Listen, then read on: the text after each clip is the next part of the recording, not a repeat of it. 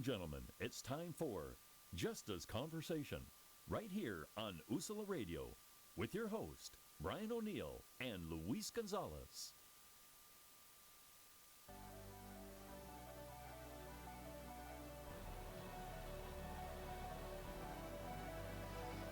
Welcome everybody to another edition of For Justice Conversation. I'm your host, Suave Gonzalez. Shout out to Dr. Brian O'Neill. Couldn't be here today because the snow, but nevertheless, the show must go on. Like I told y'all a few weeks ago, today we're gonna be talking about art and can art change the criminal justice system. I'm honored to have in the studio live two guests that came to prison week after week when I was in prison and brought the art to us and took our artwork from the prisons to the world. So today we have in the studio Jerry and Anne-Marie Kurt from Art for Justice. Welcome to the show. Good to be here, Suave. Thank you for inviting us. Thank you for And supporting the artist. it's an honor for us because we talk about criminal justice issues. We have district attorneys come to the show, all types of politicians, right? But we never have like artists that come in and speak about the criminal justice system and art and tie it all together. So today we're gonna talk about people that's still in the system, that's doing that, but people out here don't know who they are because the DOC has a policy that we can't really put names and faces to the work that the prisoners do. So we're about to change that today because I don't have no censorship on this show other than using a few curse words that we get fined for, which is cool. But other than that, we're just going to highlight the work. So I want you, Anne-Marie, to tell us how long Art for Justice been in existence and who is the creator behind Art for Justice. So, Art for Justice was co founded by Charles Lawson, or Zafir, who even today is still at Phoenix. He's an extraordinary artist, brilliant, visionary artist, and myself. I first saw Zafir's art in 1995, thought this was absolutely brilliant. I wrote to him, got to know him, and met his wife, met his family, went into Greaterford, and became his friend. Since 1997, when we started showing Zafir's art first, we've shown art over 100 times, always with a full name used for every artist because we are not a volunteer program. We do this as private citizens. So Charles Lawson is our co-founder, and he continues to inspire and lead the way through his art. So let's say 25 years that y'all been in existence. 25 years, and we're still going. Charles Lawson is still communicating on a regular basis about the issues he thinks are most important. He's written countless things about how art has influenced his life. He co-wrote a program with me for young people.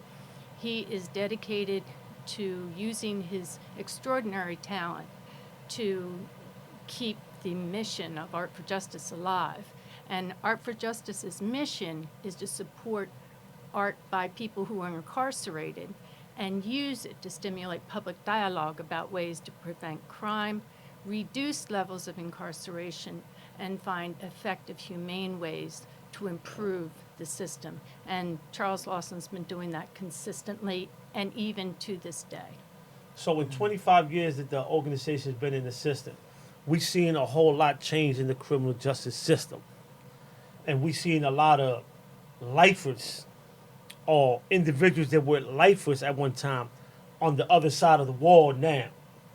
Why is it that Mr. Charles Lawson is not out yet? What is holding him back? Because his contribution to the conversation cannot be ignored. And it No. should not be ignored. And it should not be ignored. I remember years ago, before any organization was talking about art and creating art, we was doing it inside the prison. I remember we opened the door for programs such as the mural arts to come in. Absolutely. And the contribution that was made from inside the walls cannot be ignored. And Charles Lawson was in the front line of that contribution. So I want the public to understand, the people that's listening to us, like, what are some of his contributions to the conversation of justice reform, and in what way he contributed? Because I can sit here and say we painted 52 murals, but that's me. I'm on this side of the wall. It don't really matter no more. You know, it really don't, because I'm out. I'm free. And I don't want nobody to think that, oh, he just bragging. But tell these people the contribution that Charles Lawson, the individual, has made not only to the community, but to the life of other people. Well, I could talk about 6 or 7 hours about that because Charles Lawson has done so many things. The first thing he did was believe in himself and turn, even though he'd been sentenced to life without parole, and unjustly so, he turned to the talents he had and he improved his skills to the point where he is an accomplished artist. You'll see many of the effects of his work all through Philadelphia because he's a portrait artist. He is an award-winning watercolor artist. Yes, he is. And it's because of his art that people would come to the shows. So what does the art do? It showed the human side of an individual who was sent to prison for life. And people would come. For example, one of the shows we had was at John Jay College up in Manhattan at the Gallic. They had to open a new gallery in Manhattan, and Charles Lawson's work just astounded people.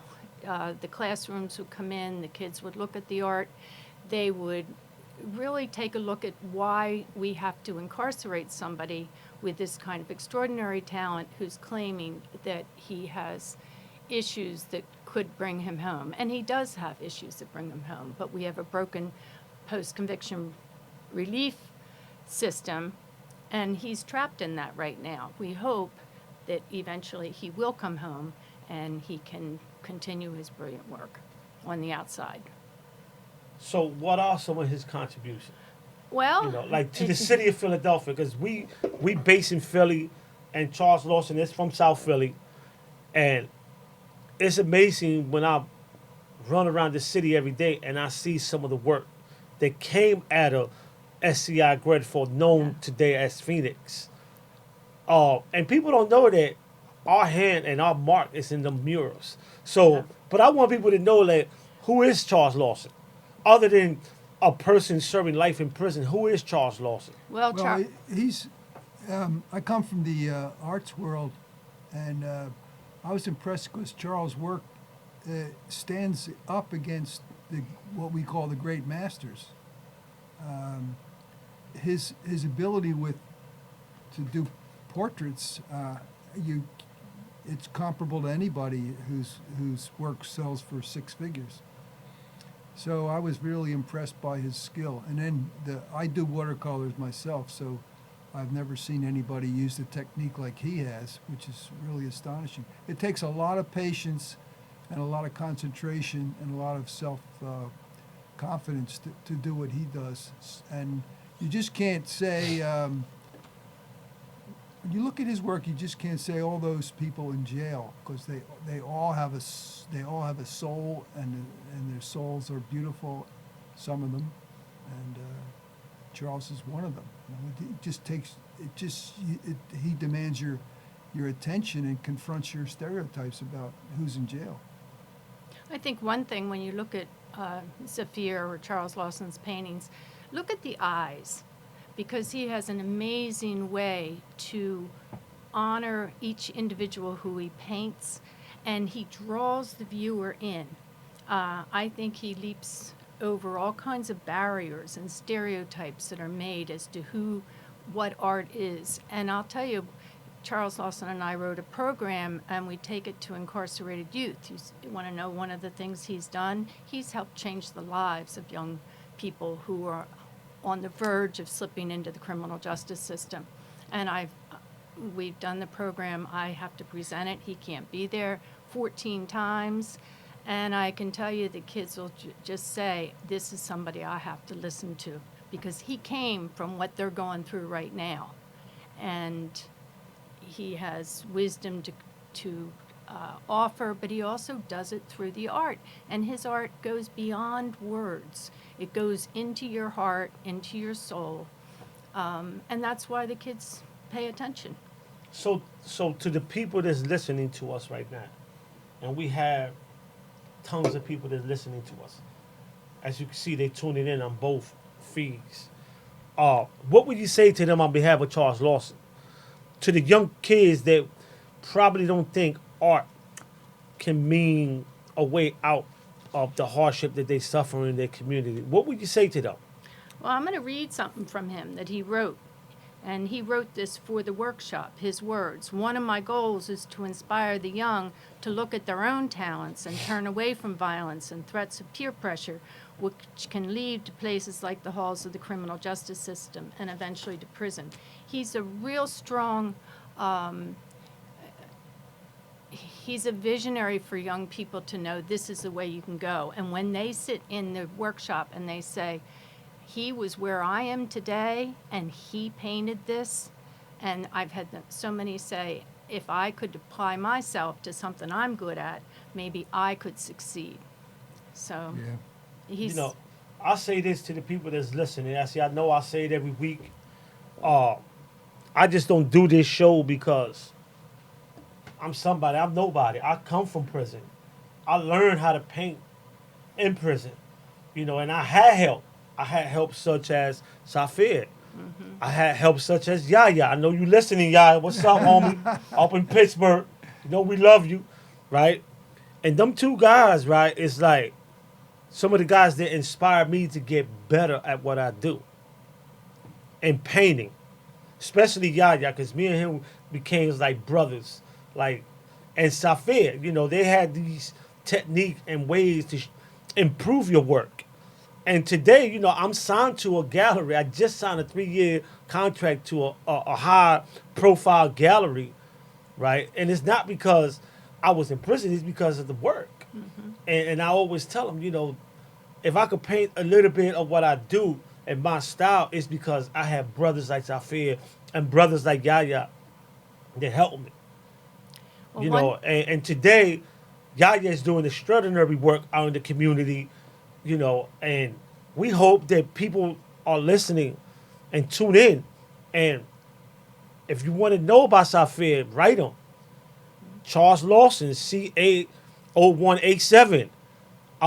SCI Phoenix, write them, man, because these are brothers that make significant contribution to the city. When you drive and see one of the murals that came out of Gratisful, you've seen Safir's work. You've seen Yaya's work. You've seen Spell's work. You seen Freddie's work. You seen Angel's work. You seen Eddie's work. You seen work of people that you might not hear their names, but those are their work. And a lot of these agencies don't say their name because they can't and because they don't want to lose the relationship they have with the DOC, so they rather keep it quiet. But I'm not bound by none of that stuff. But the other thing he did is the thinking behind some of those murals. And you know that yourself, because we would sit there and he would tell me his ideas about programs that, say, the mural arts program could do or other programs. And so the thinking behind the art and then the execution and insisting on a level of quality that is the best is what I think Zafir has done. Before we go on a commercial break, I just want to say thank you to all the organizations that believed in us when we needed an art program, such as the Village of the Arts, Art for Justice, Jerry, the Pain of Pride, Lily Ye, Kevin O'Neill, everybody that contribute, the mural arts, all of y'all all contribute to this mission that we're doing today, man, this thing called art and transforming the system. But we need more. We need more of the people that was involved in the initial process to step up and say this man deserves to be free. And with that, we got to go on a commercial break. You're listening to A Justice Conversation on Usala Radio.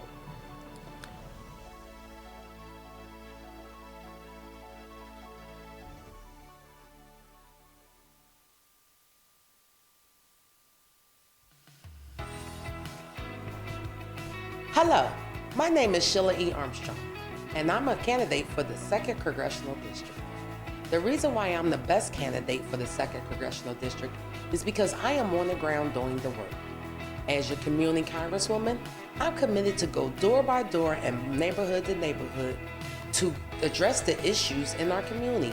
For instance, one issue that is concerning to me is the gun violence. Today is January the 16th, and the city of Philadelphia has 22 murders, which is more than a days in a year. This is not right. And you deserve to live in a city and a community that is safe. As your community congresswoman, I will work diligently to fight for you, the people. My name is Sheila E. Armstrong, and I am the best candidate for the 2nd Congressional District. Thank you.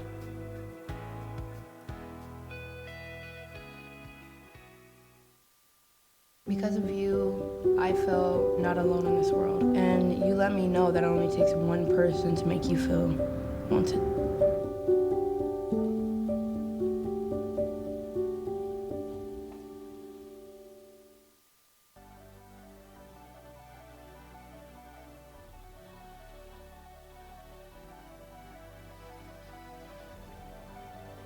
Welcome back to a Justice Conversation. You're listening to Suave Gonzalez and Dr. Brian O'Neill. We're having a conversation with the Director of Art for Justice, Anne Marie Kirk. My next question is, do you believe that the criminal justice system is fair and just? Absolutely not. Why? I can't tell you all the reasons why, but I think the underpinnings are racism and the economic injustices that go throughout society, not just in the criminal justice system. However, it is most glaring and undeniable in the criminal justice system. Well, police misconduct was at the root of several convictions. The murder rate in 1990, there's 500 people were killed in Philadelphia.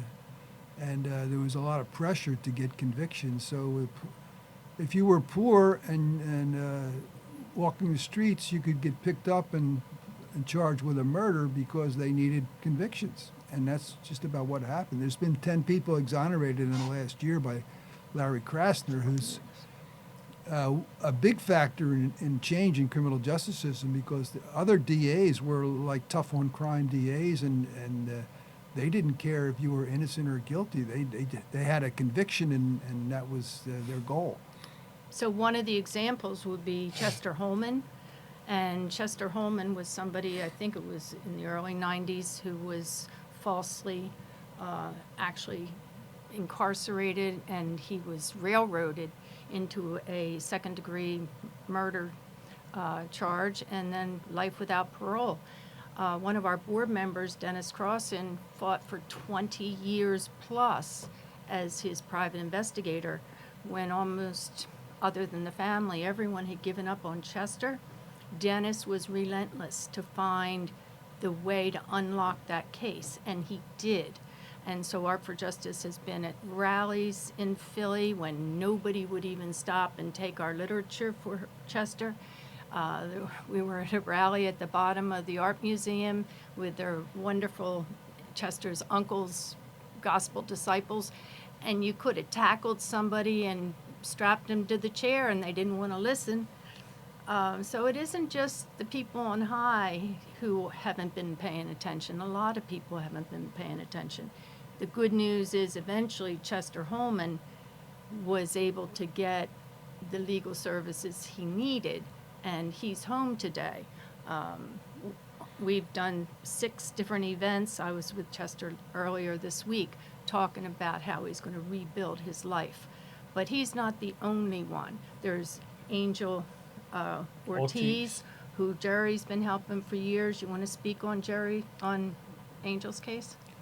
He was arrested for a murder in 1990, and he was with his girlfriend that night. So when he was questioned by the police, he said, I don't know what you're talking about.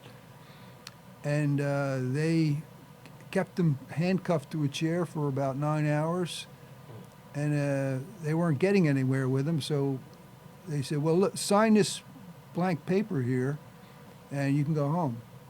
So he signed his name to the bottom of a blank piece of paper, They came back, the police came back a half hour later and said, you're under arrest, this is your confession. And he never did get home that night, and he's not been home since. That's 28 years ago, and as a result of police misconduct. You want to mention who the detectives were? His interrogator was John Reckner, and also in the room was Martin Devlin, who is associated with coerced confessions of Anthony Wright, of Willie Veazey, and of Sean Thomas, and of Juan Torres, the ones I know of. It could be others. And the city knew about this police misconduct. The DA knew about it. The judges must have known about it. And it continued.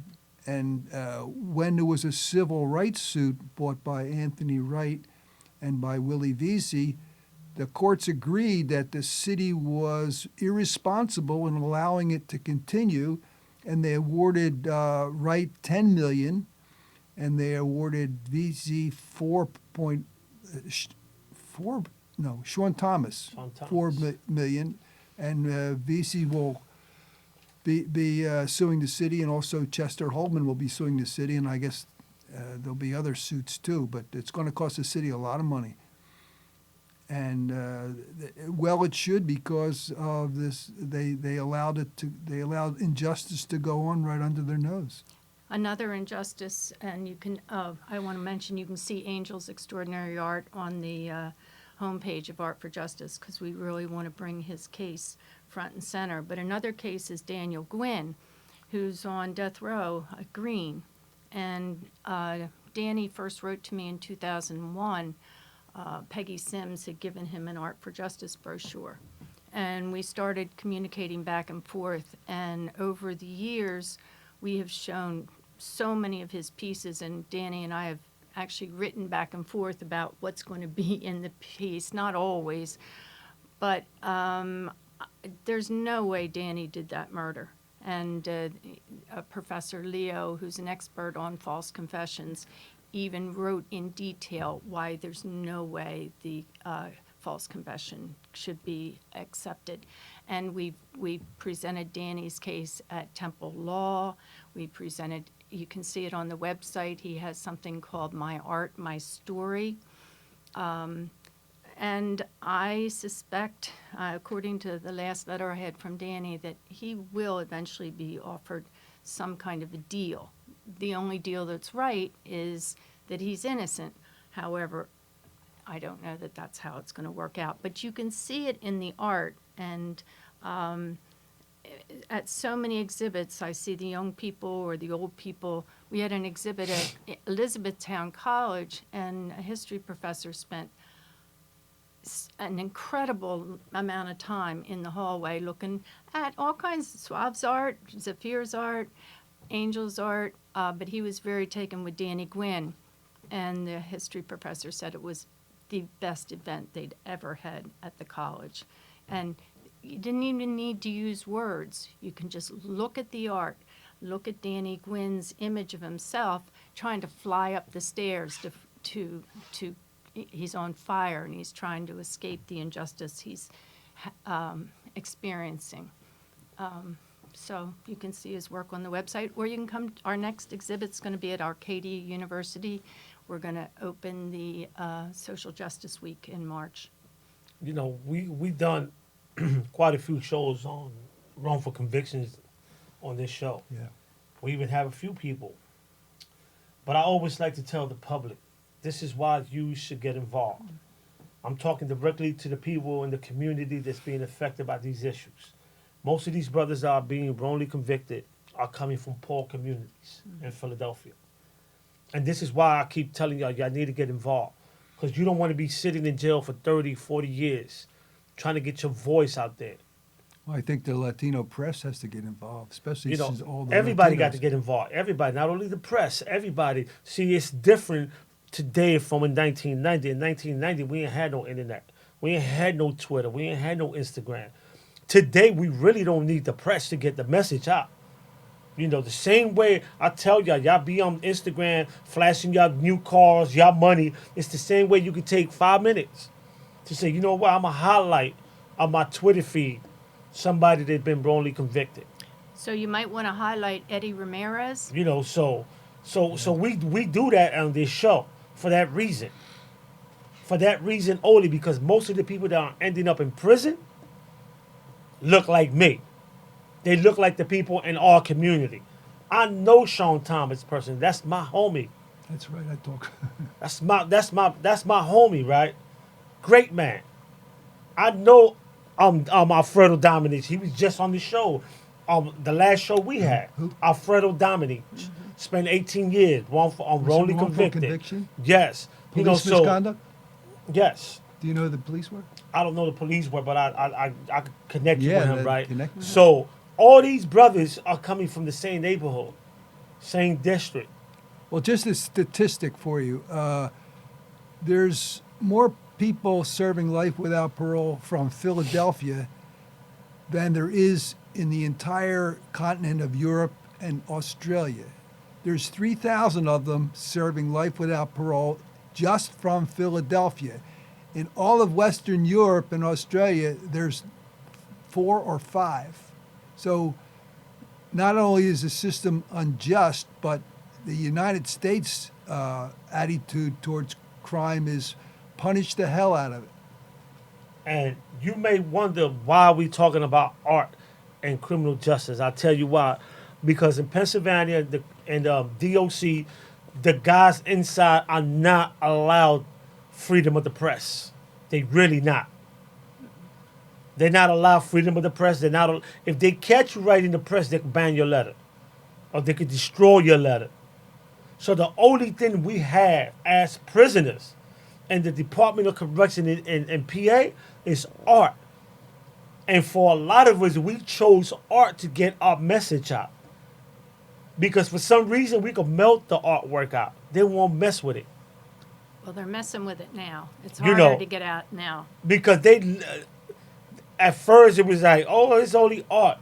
Once they got the message, then they start, tying the restriction. However, they love the press that came out of all the projects we did from inside the prison. The DOC loved that kind of press. Did they? They loved it. Every time we did a mural for the city of Philadelphia and they got press, oh, my guy's in the prison. But when it came time to talk about our cases, oh, you can't talk about your case. You can't even put your last name in an article. This is why it's important that we, the people out there, understand that we must support the brothers and sisters behind the prison walls.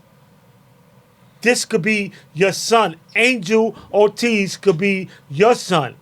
Charles Lawson could be your son, your father, or grandfather.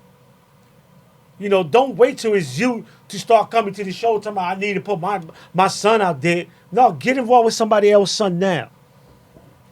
It could happen to you. It could happen to you, and it will happen to you because the system do not discriminate. They do not discriminate. Do you think they really want to honor that decision that the United States Supreme Court came out with? They can't lock a juvenile life for life? No. That's why they're giving juvenile right now 60 and 80 years. That's still a life sentence.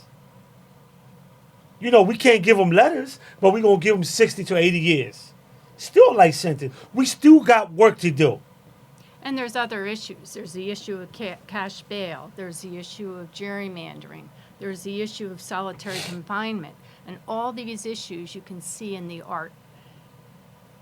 Listen, I always say it, and I'm going to say it again before we go on another commercial break. You could lock me in the cell. You could take a pen. You could take my tablets for me to write. But you can't take my artistic skill. Because I know people in solitary confinement, they create art out of toothpaste and magazines. Toilet paper. And magazines. We take the magazines, scrub the paint, and paint with that. We done that. So, ain't nothing that the system could do to stop us from creating art. And this is why we talking about art for justice. Because I know Safir. I know when he was in the hole and the type of work he did when he was in solitary confinement. That was some of his best work, if you want to put it at that. Yeah. That was some of his best work. So what I'm saying to the people, get involved, support one of your own, because tomorrow it could be your kid. The way the city is going, the way the murder rates is going in the city right now, you don't know what can happen when we step out the studio. Also, innocence doesn't matter. And innocent doesn't matter. I don't care if you black, white, Chinese, whatever. If you are innocent, you are innocent. You deserve the support of the community. But they say you could prosecute a ham sandwich if you wanted to. And with that, we're going on a commercial break. You listening to a Justice Conversation. You watched Just Mercy yet? You watched the movie Just Mercy?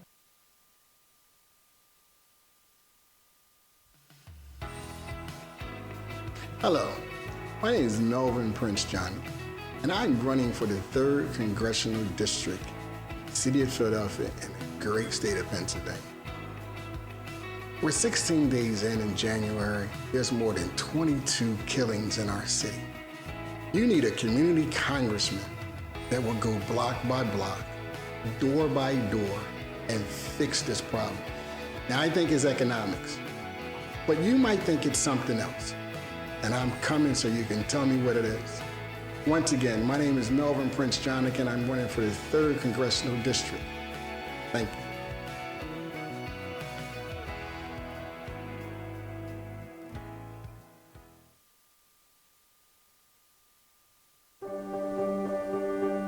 Being prepared is a part of who you are, but it's especially important in the case of a disaster. Be informed about possible emergencies in your area. Make a plan that covers where you go in an emergency. Build a kit with the things you need to survive. There's no one more capable of planning for your situation than you. Start your plan today. Go to ready.gov/myplan.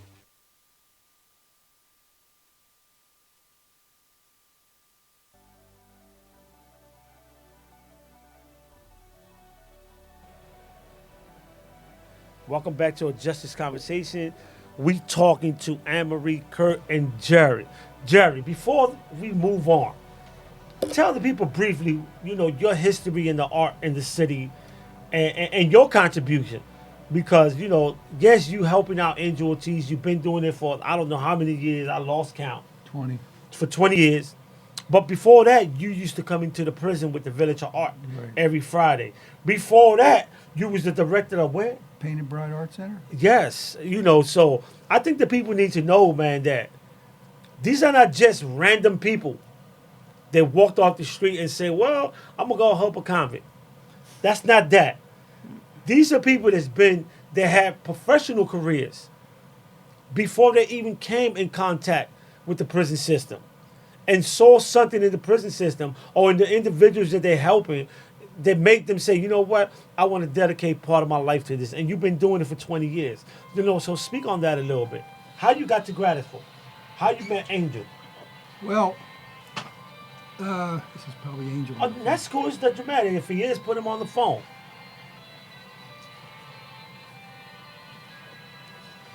You got it? Shoot.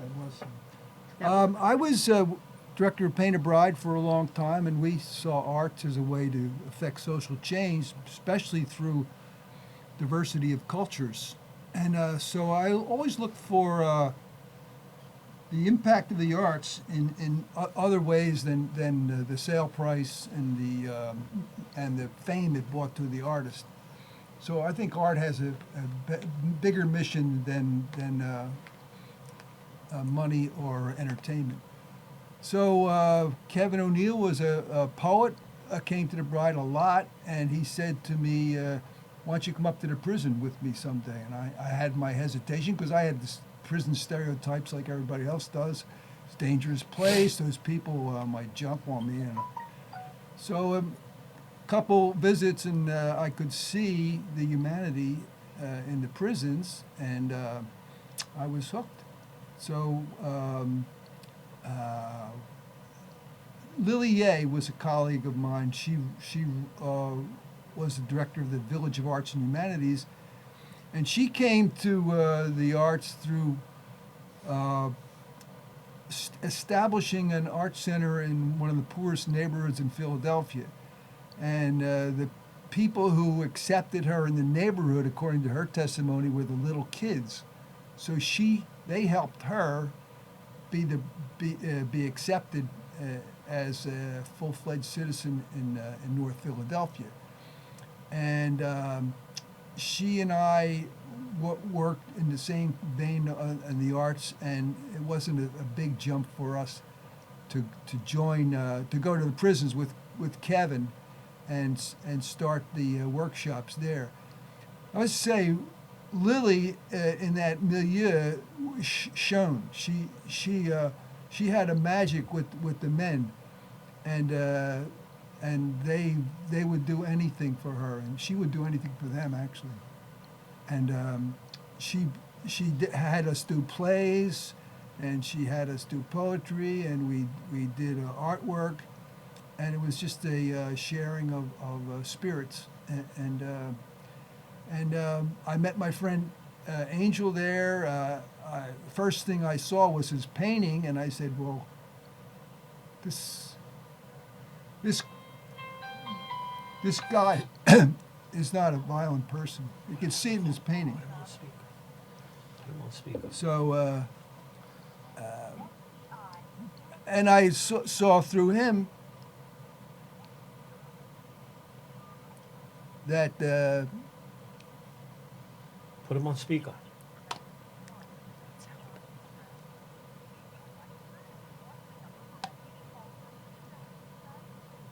So, we just, Jerry just accepted a phone call for y'all that can't see it in the studio.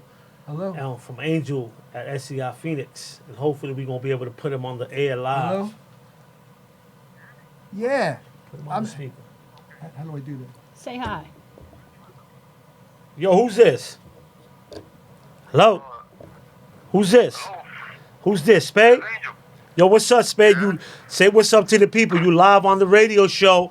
We over here at a Justice Conversation interviewing Jerry and Anne Marie. And I'm glad you called. Say what's up to the people out here, bro. Hey, what's up to the people? God bless everyone. All right, real quick, man, because I know your time. I know your time is counted by minutes, right? We talking about art in your case. We talking about art in your case, and you got about 180,000 listeners listening to you right now. What will you say to them? What kind of help do you need? What you trying to get? What's your message to the community? My message to the community is we need to educate ourselves a little more on the criminal system, And so, in reference to my art says that, there's no justice in a system that's supposed to be just. And so my message is, through my paintings, is that I'm searching for justice, the right to be heard, the right to express my innocence in a way that right now the only way I could do is through paint and brush. And I thank God, man, and through the grace of God, and I thank him so much that he gave me people like Jerry, like Anna Marie, brothers like you, et cetera, who are there pushing to prove innocence, to demonstrate innocence. And I'm grateful for that. To me, it's an honor to have you on the show, right? Because I was there with you at one time for 30 years, man.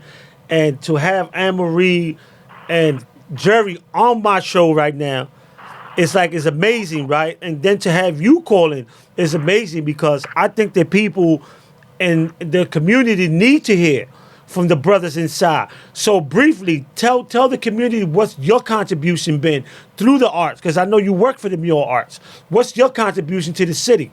My contribution to the city is to paint murals with the community, and it's been an amazing experience for me to partake in stuff like that, where I listen to, it's always somebody coordinating it. I listen to a coordinator expressing how the community feels about their community and what they want in the community.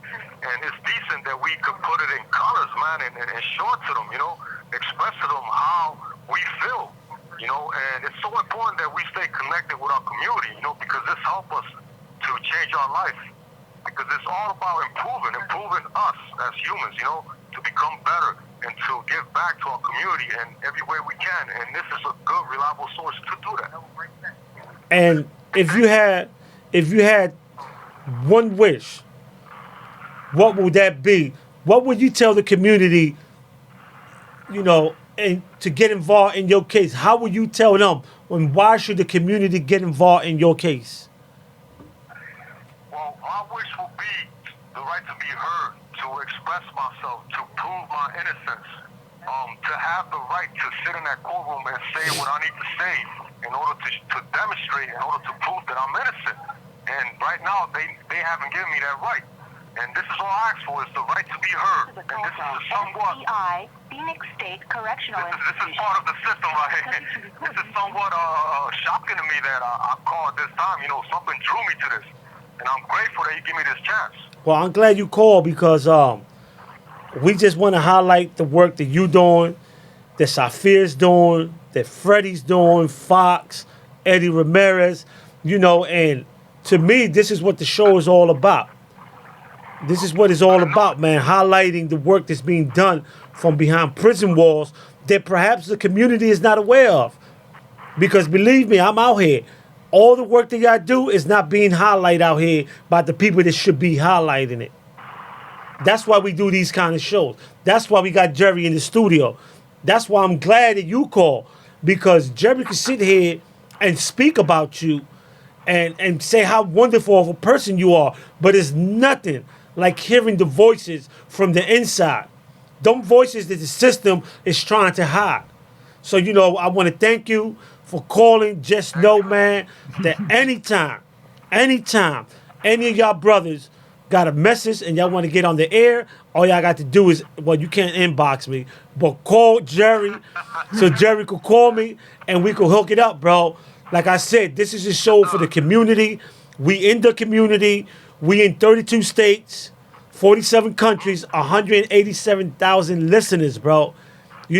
That's not a small thing. That means that people, I wish you was here to see the people that's tapping into a live feed on the internet. This is important, bro. It's important that you continue doing the work that you're doing. It's important that you don't give up. This is a call from Never. State Correctional Institution. I want to give a shout out real quick. I want to give a shout out to those people who supported me, to my family, to my siblings, man, to everyone who's been part of my life and who's helped me to improve as a human being. A shout out to all of y'all. Much love and God bless all of y'all. Well, I'm honored that we're able to do that.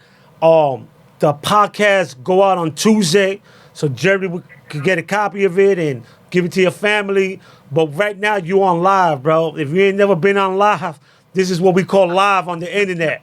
You on live, bro. And give my greetings to the brothers in there and let them know, man, that they have a voice in our show.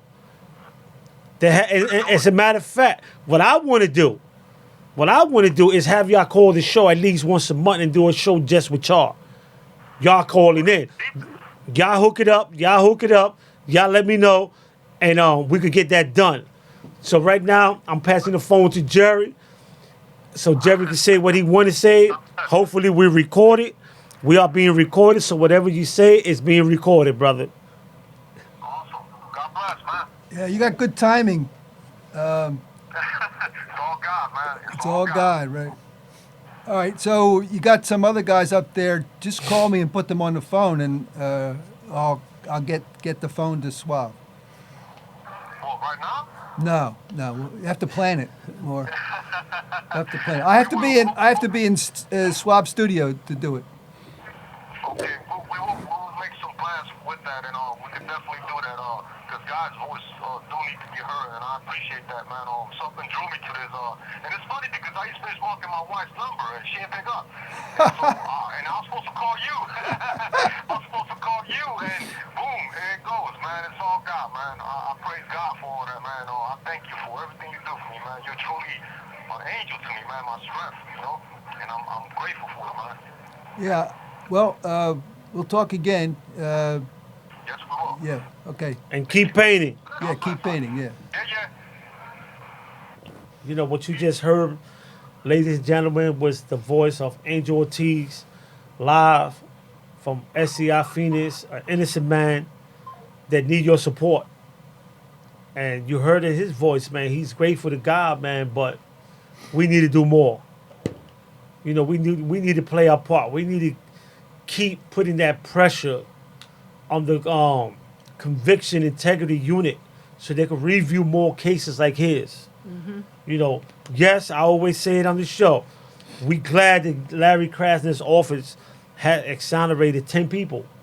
But there's more people that need to be exonerated. They can't handle them all. There's You know, 3,000 lifers in Philadelphia. There's more cases that need to be reviewed.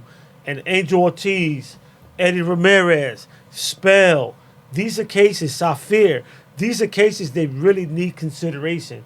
These brothers need to be home with their family. Stan Rosenthal. You know, they deserve to be home with their family. So we asking the people out there that's listening to our show to at least consider befriending these people and find out for yourself. Don't take my word for it. Find out for yourself. Their case is public information. Anybody involved in criminal justice issues or in any organizations could go down the criminal justice system and get any case filed. That's how easy it is. Don't take my word for it. Just investigate. Some of these officers that you name, it's already been public that they was corrupt. So if one officer was corrupt in one case, what makes you think he's not corrupt in the next case? It wasn't just the officers. The whole department was a team that worked to convict. I'm saying that the officers, but we know it's the department, but mainly these officers that you name was Martin Devlin are the constant names that come up in all these wrongful convictions. Devlin, Santiago, yes, Paul Worrell, John Reckner. Yeah. So we're going to take a commercial break because we do got to honor our sponsors, Westchester University. You're listening to A Justice Conversation. We'll be right back.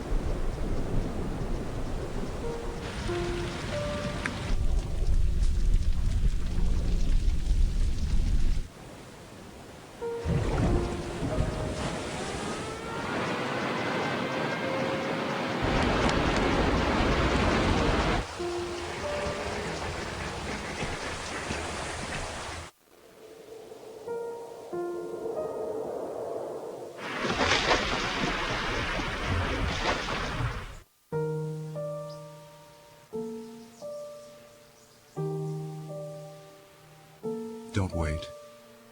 Communicate. Make your emergency plan today.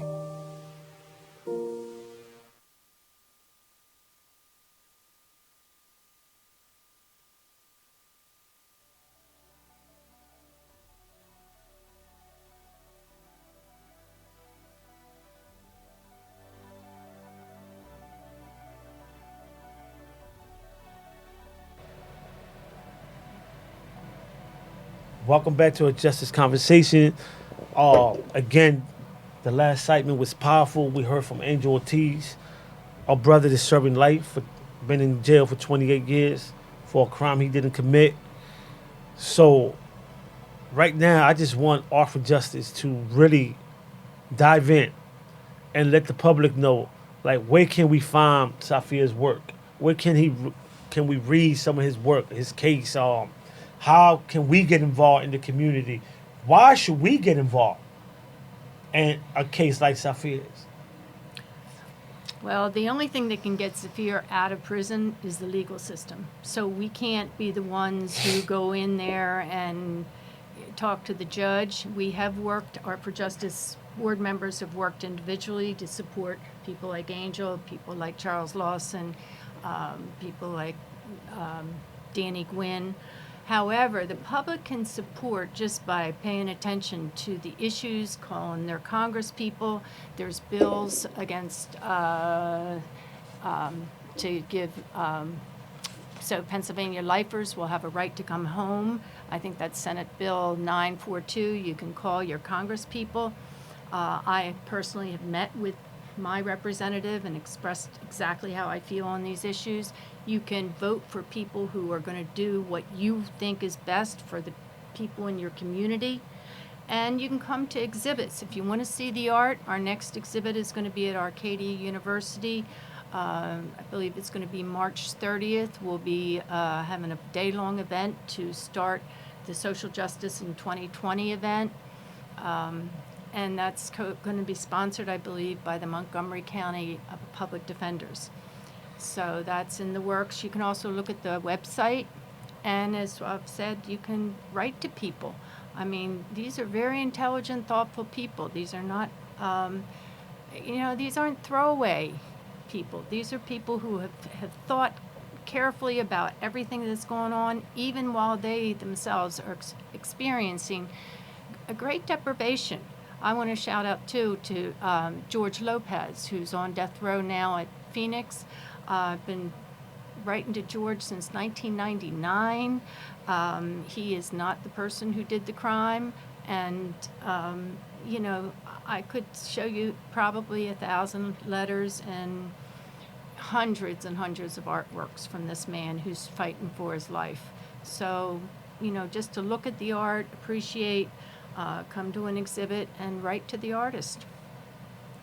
So throughout the years that you've been conducting these shows, have you seen the change in people when they view the art towards the people in prison? I have to say consistently since we've been doing this, when people have come to see the art, they have always been astounded.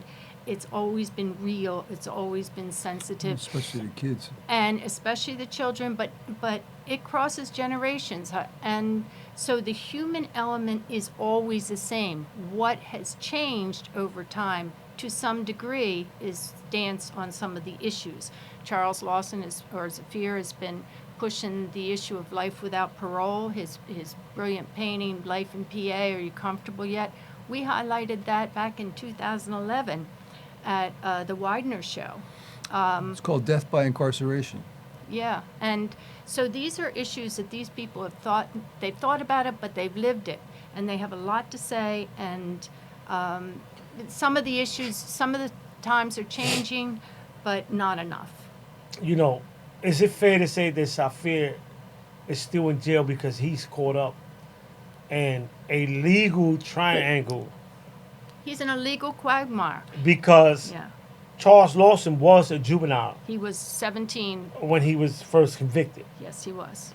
And I want people to understand that we're not talking about somebody that has 20, 30 convictions. We're talking about somebody that went in as a juvenile. Can I just say this? He was 17 years old when he was beaten into a false confession by Philly cops. All right. Years later, he got a new trial. He has 2 third degrees against him. The first occurred when he was 17, and he did not do it. He is caught in a legal trap, and this system is broken. The PCRA system does not work, and it does not serve. And how much time he has served today? About 30 years. 30 years. 30 years, people. It's just not right. And the thing is, we're all complicit. If you're not fighting against that, you're with it. If that's okay, and it's not okay to me, I'm not going to turn my back on someone that I know has value and has something to offer. And the whole world can turn their back, but there's going to be a few of us standing there and saying, we know the truth and we're going to stand by it. So I say to the people, keep that in mind. 30 years, going in at the age of 17, and, for some of us, we can't even imagine what 1 year looked like locked in your bedroom, let alone a prison cell. I know that feeling because I spent 31 years in prison. I spent that time in prison. So I know what 30 years in prison look like. I know what that looked like, especially for somebody that's caught up in the legal triangle and can't get out of it. Because at one time, there was no such thing as juvenile lifers. It was just lifers. That's right. We only became a separate entity, if you want to call that, in 2012, when they started distinguishing juvenile lifers from regular lifers.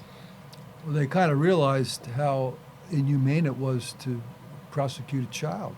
Right. And it's ironic that the person that fought the case in the United States Supreme Court on our behalf, which is Brian Stevenson, Saphir painted a picture to him. I mean, like, it's crazy.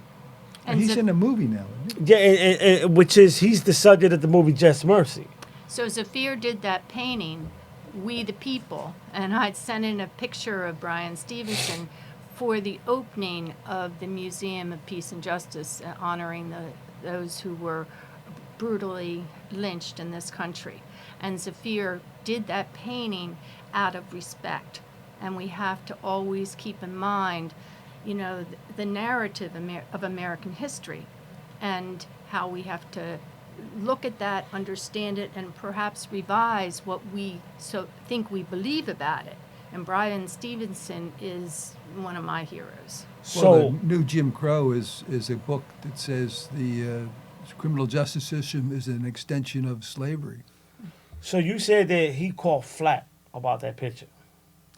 What kind of flack did he caught about that picture? Well, I'll tell you. So Zafir has his own ideas about what he's going to paint, and let me tell you, that's what he paints. I don't always agree with him, but that's all right.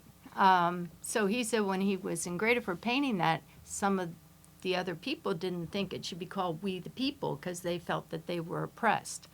And Zafir said, no, this is my painting. I'm going to paint it the way I want and give my respect to Brian Stevenson. And that's what he did. And he always does that. He stands by what he believes. You can't take away his integrity. You can't take away a brilliant mind and a brilliant artist. And he'll stand up to anyone and tell them, you go paint your own portrait, Brian Stevenson. This is mine. You know, so for all those that haven't had the opportunity to visit the Legacy Museum, I suggest that you go. It's life-changing. I just took a trip up there in November for a conference we had out there, and it's amazing. It's in New Orleans? Louisiana. It's amazing. No, it's in Alabama. Alabama. We went to the opening. I went down with a bunch of lifers, actually. And it's amazing, and I suggest everybody go because it really brings into context this fascination with mass incarceration in juveniles. It shows you where it started from. And unfortunately, it started from slavery, how they used to use kids. Well, after slavery was ended, they started lynching. Right. So there was a lynching a week for 50 years. With that said, I would like to show a few pictures, if you got them, to the people that's out there of the work that Art for Justice does right here. Here's Danny Gwynn's. This is some of Safir's work. Yes. And a few others. This is some of Safir's work at Greteford Prison, And right here. Danny on the bottom. This is Danny's work. This is the picture that we're talking about, Brian Stevenson, We the People. You know, I remember this picture here when it was being painted. Do you? Because it was at a time where Safir was being put in the hole. It came out the hole and ended up on C block. Fantastic painting. So I remember some of these paintings because I was there when they was being painted. So That's Danny Gwynn. to the people that's out there, man, don't let this man talent rot in jail because the system got flaws. You could be a voice. On this show, we have had prosecutors, politicians, lawyers, and you'll be surprised how they managed to help a lot of people just by coming on the show. You haven't had police on you, have you? Yes. We have everybody. We don't discriminate, right? Because we believe that everybody, whether they're right or wrong, should have their voice being heard. Yeah.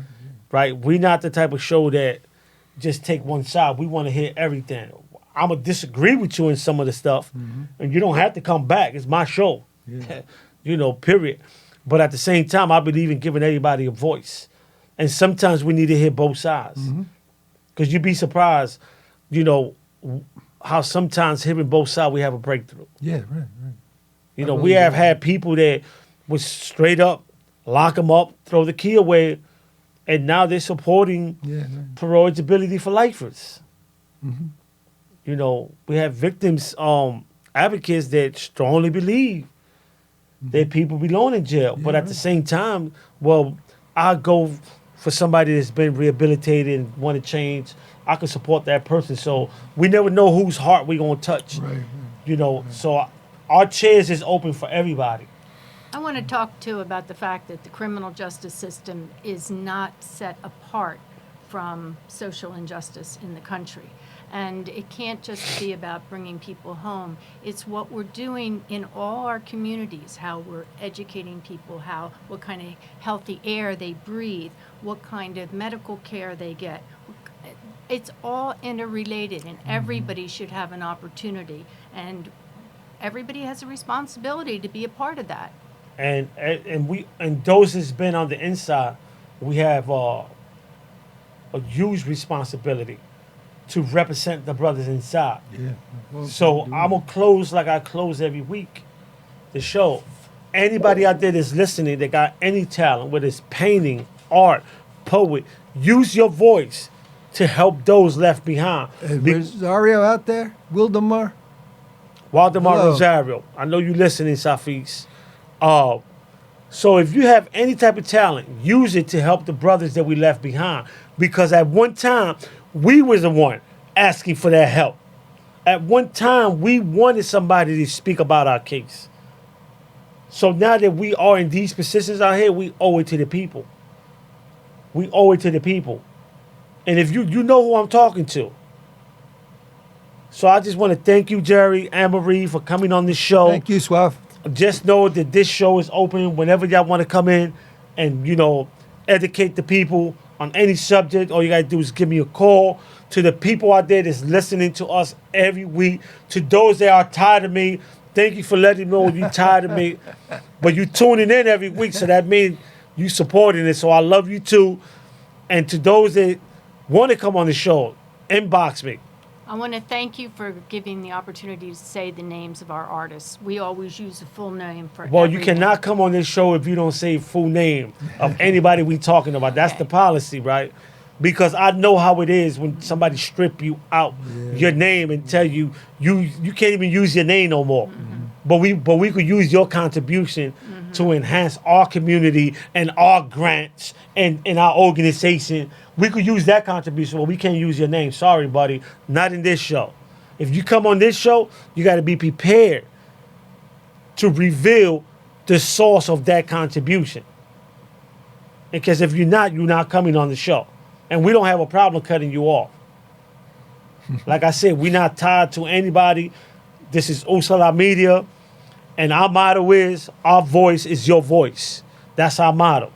And with that, I want to send a shout out to my ICANN members in DC, Jody, Eddie, everybody out there, Abdul Latif, everybody out there, Catherine, welcome to the team.